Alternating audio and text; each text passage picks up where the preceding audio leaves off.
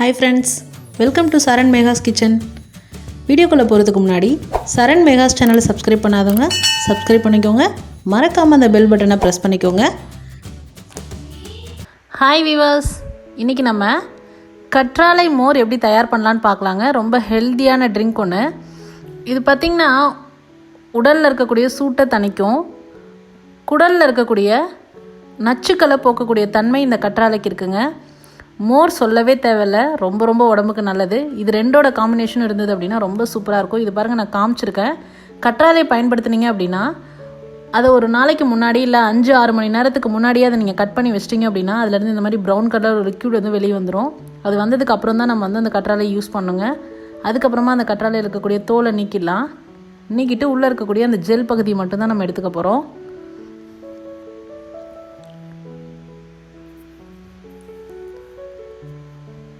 அதே மாதிரி பெண்களுக்கெல்லாம் இந்த முகப்பொருளாக வரும் பார்த்திங்களா, ஹீட்னால் வரக்கூடிய முகத்தில் இருக்கக்கூடிய கொப்பளங்கள் எல்லாமே இந்த கற்றாழை ஜெல் நம்ம அப்ளை பண்ணிட்டு வந்தோம் அப்படின்னா நல்ல இம்ப்ரூவ்மெண்ட் இருக்குங்க.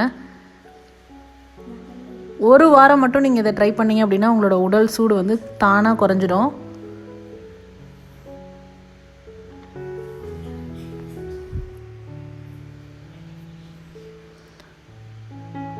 இதுக்கப்புறமா இதை நல்லா சுத்தமாக தண்ணியில் வாஷ் பண்ணிக்கோங்க.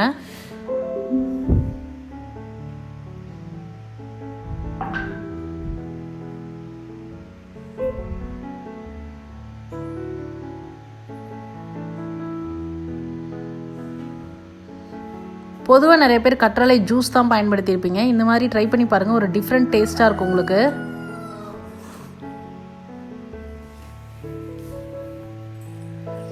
பாருங்கள், இந்த மாதிரி எல்லா கற்றாழையும் தோலை நீக்கிட்டு எடுத்துக்கோங்க. அதுக்கப்புறமா சுத்தமாக ஒரு 2-3 டைம் அந்த தண்ணியில் வாஷ் பண்ணுங்கள். வாஷ் பண்ணுறது எப்படி உங்களுக்கு தெரியணும் அப்படின்னா, அந்த கற்றாழை இருக்கக்கூடிய வளவளப்பு தன்மை கொஞ்சம் கூட இருக்கக்கூடாதுங்க. அது இல்லாத நீங்கள் ஃபுல்லாக வாஷ் பண்ணிட்டு ட்ரையாக இருக்கணும். அந்த கற்றாழை கையில் தொடும்போது உங்களுக்கு வலிக்கிட்டு போகாத அளவுக்கு நீங்கள் நல்லா 2-3 டைம் நல்லா வாஷ் பண்ணிக்கோங்க. நார்மல் வாட்டர்லேயே வாஷ் பண்ணிக்கோங்க. பாருங்கள், எல்லா கற்றாழையும் நம்ம வாஷ் பண்ணி எடுத்தாச்சு. அந்த வளவளப்பு தன்மையெல்லாம் போயிடுச்சு பாருங்கள்.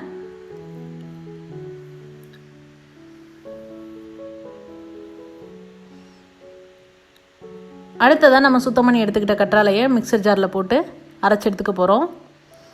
உங்களுக்கு ஜூஸ் குடிக்கும் போது அந்த கற்றாழை வந்து வாயில் கடிப்படணும் அப்படின்னா கொஞ்சம் குறகுறப்பாக அரைச்சிக்கோங்க. இல்லை அப்படின்னா நல்லா நைஸாக அரைச்சிக்கோங்க. உங்களுக்கு எப்படி வேணுமோ அப்படி அரைச்சிக்கலாங்க.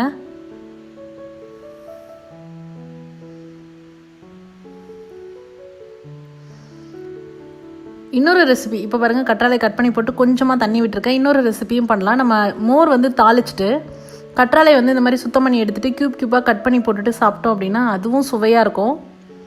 இப்போ நம்ம கற்றாழை அடித்த பிறகு சுத்தமாக வெண்ணெய் எடுத்துக்கூடிய மோர் எடுத்தாச்சுங்க. மோர் எப்படி தயார் பண்ணலாங்கிறத நான் வீடியோஸ் ஏற்கனவே நம்ம அப்லோட் பண்ணியிருக்கோம். தெரியாதவங்களுக்கு நான் கீழே டிஸ்கிரிப்ஷன் லிங்க் கொடுக்குறேன். இல்லை அப்படின்னா ஐஏக்கான கிளிக் பண்ணி யூஸ் பண்ணிக்கோங்க.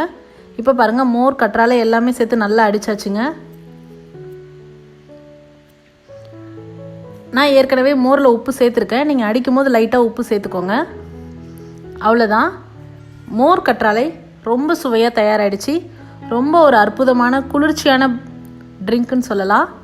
ஸோ ட்ரை பண்ணி பார்த்துட்டு உங்களோட கமெண்ட் மறக்காமல் சொல்லுங்கள் ஃப்ரெண்ட்ஸ்.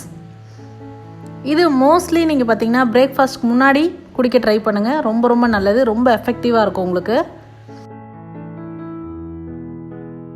இந்த மோர் கற்றாழையில் நான் வந்து ப்ளைனாக உங்களுக்கு பண்ணி காமிச்சிருக்கேன். இதில் நீங்கள் இன்னும் ஃப்ளேவர் ஆட் பண்ணோம் அப்படின்னா ஒன்று வந்து இஞ்சி தட்டி போட்டு நீங்கள் இஞ்சி ஃப்ளேவரில் குடிக்கலாம். இல்லை அப்படின்னா மோர் தாளித்து பச்சை மிளகாய் போட்டு இஞ்சி போட்டு குடிக்கலாம். இல்லை அப்படின்னா கொத்தமல்லி கீரை தூவி நீங்கள் குடிக்கலாம். உங்களுக்கு எந்த மாதிரி டேஸ்ட் பிடிக்குமோ அந்த மாதிரி நீங்கள் ட்ரை பண்ணுங்கள்.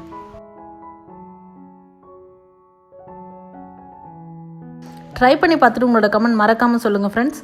இது போன்ற ஹெல்தி ரெசிபிஸ்க்கு மறக்காமல் சரண் மெகாஸ் சேனலை சப்ஸ்கிரைப் பண்ணுங்கள். இந்த வீடியோ உங்களுக்கு பிடிச்சிருந்தா லைக் பண்ணுங்கள், ஷேர் பண்ணுங்கள், கமெண்ட் பண்ணுங்கள். தேங்க்ஸ் ஃபார் வாட்சிங் ஃப்ரெண்ட்ஸ்.